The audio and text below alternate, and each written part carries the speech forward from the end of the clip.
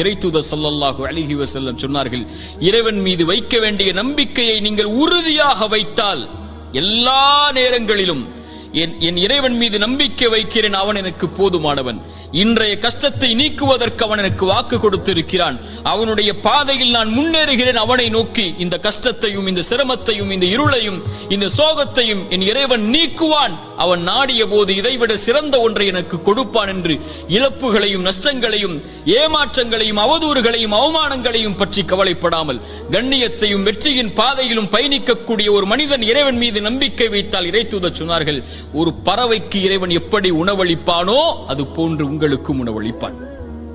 அவ்வளவுதான்.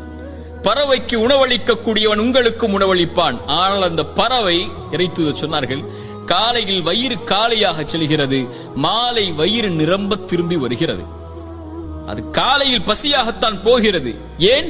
அது கூட்டுக்குள்ளேயே உட்கார்ந்து கொண்டு எனக்கு இறைவன் இந்த கூட்டில் உணவளிப்பான் என்று எதிர்காலத்தை பற்றிய பயத்தோடு உட்கார்ந்து இருக்கவில்லை.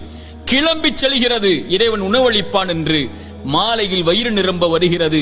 அதுபோல் இறைவன் மீது வைக்க வேண்டிய நம்பிக்கையை உறுதியாக திடமாக தெளிவாக நீங்கள் வைத்தால் என் இறைவன் என்னை ஒருபோதும் கைவிட மாட்டான் என்று இந்த பறவைக்கு உணவளிப்பதை போல் இறைவன் உங்களுக்கும் உணவளி